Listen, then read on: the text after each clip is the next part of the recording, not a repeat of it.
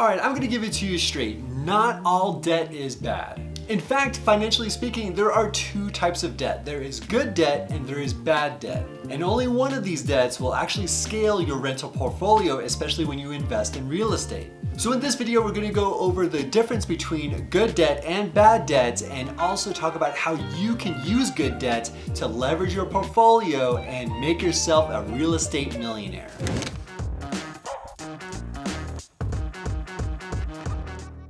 So how in the world will debt make me a millionaire, you ask? Well, debt in the real estate industry usually comes in the form of a mortgage. So let's say you get approved for a certain price and you can put down 20% on a property and the lender brings in the other 80%, which is pretty typical of a real estate investment. So let's say on $1 million property, you bring in $200,000 and the lender brings in $800,000. And why would a lender want to fund 80% on $1 million home, you may ask? Because over time, you are trying to pay off that $800,000 loan with interest, and lenders do love that interest payment because over time, over the life of the loan, let's say if it's a 30-year fixed loan, you're often paying double, if not triple, of what the actual loan amount is. So let's say over time on that $800,000 loan, they're likely to get $1.6 million on the $800,000 loan. So going back to the difference between good debt and bad debts, this is definitely bad debt, right? And that is wrong. Wrong. Completely wrong. It is actually considered good debt. Good debt can provide a lot of meaningful growth for your personal life or even finances. And investing in real estate with good debt can provide a lot of meaningful growth within your portfolio. And with that, you might be asking, hold on, Ian, wouldn't I make more money if I just didn't have a mortgage? If that's the case, I'm just gonna pay all cash. And before I answer that, let me give you a little bit of an insight of what the ultra rich are doing with their homes. The 1%ers like Elon Musk, Jay-Z, and Mark Zuckerberg are all taking mortgages on their homes. They could easily buy it all cash. I mean, they're worth billions of dollars, right? So why don't they just buy it all cash? So let's take that example, right? Let's say if Mark Zuckerberg purchases a home that's worth $100 million and he pays all cash for that, that's $100 million out of his pocket going right into the house. And that's pretty substantial, right? But he decides to only put down 20% on the $100 million home, and 20% of $100 million is $20 million. And he can use that other $80 million that he would have put into the house, but he decided to put on the loan. Instead, he's probably gonna buy a mega yacht or something like that. And investing in real estate is highly illiquid. All that money that you put into the house is gonna stay within the house unless you do some sort of refinance or selling of the property. So if you put that $100 million into the home, that's a lot of money that you could be using elsewhere. Let's say like improving on your business, running ads or marketing or whatever it might be. That's just $100 million that you could be using elsewhere. Or in the case of Mark Zuckerberg, that's $80 million that he will be using elsewhere if he only puts down 20% on a $100 million home. And another reason why these 1%ers take out a home loan is because they can deduct up to $750,000 on the mortgage interest payments that they're paying on that home. And the only way to have that deduction is to actually have a mortgage loan. So that's $750,000 that they could write off on their taxes by the time tax time comes around. And with the big old difference between the good debt and the bad debts, we gotta talk about how this all compares, right?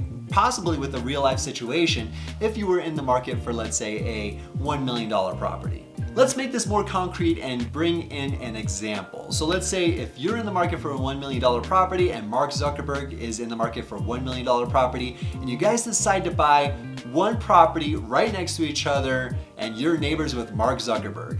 And you're coming in with the mentality that you do not want a home mortgage. So what you're gonna do is buy that $1 million property all cash. And the Zuck right next to you will finance the home at 20% down and have a loan for $800,000. So now you have $1 million into your home and Zuckerberg only has about $200,000 into his home. Now some time goes by and let's say the houses in that neighborhood have increased approximately $100,000. So now both homes, let's say on Zillow or Realtor.com, both of them are worth $1.1 million.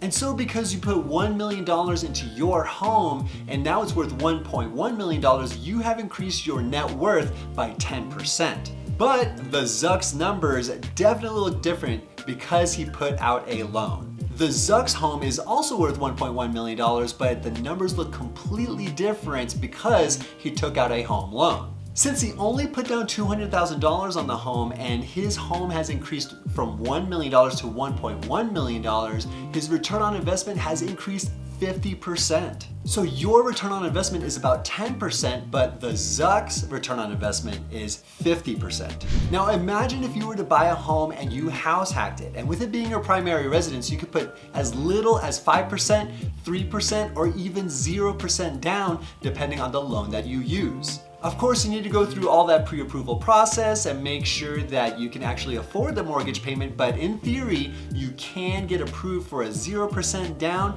$1 million property, depending on what your salary looks like, your W-2, or even your 1099. And those W-2 and 1099 numbers just mean your tax forms. W-2 is like a salary position versus a 1099, which is more like a self-employed or I own a business kind of income coming in.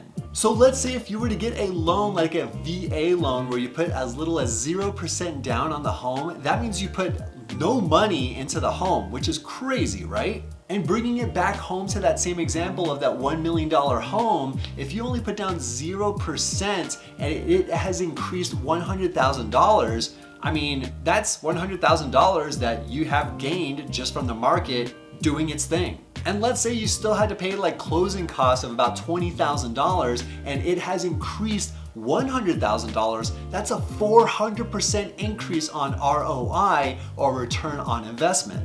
Plus that money that you would have put into the home can now be reinvested into like stocks or other real estate investment opportunities instead of having it sit into the home where it does nothing and it's illiquid. Okay, I might be bashing the whole all cash offer into the home and not paying off your home, but there are some good points and let's go through them. So number one, you own your home outright, which means that you own it. There's no bank just holding their hand over your head like a little puppet. You have full ownership and it is yours, which is very comforting for a lot of people. And if you get close to that full price offer, let's say you put down 50% down as opposed to 20% down, that means your monthly payments shrink significantly, and over the life of that loan, you're paying a lot less in interest. And if you pay all cash, all you gotta worry about is the taxes, maintenance, and insurance, and that's about it. So your monthly costs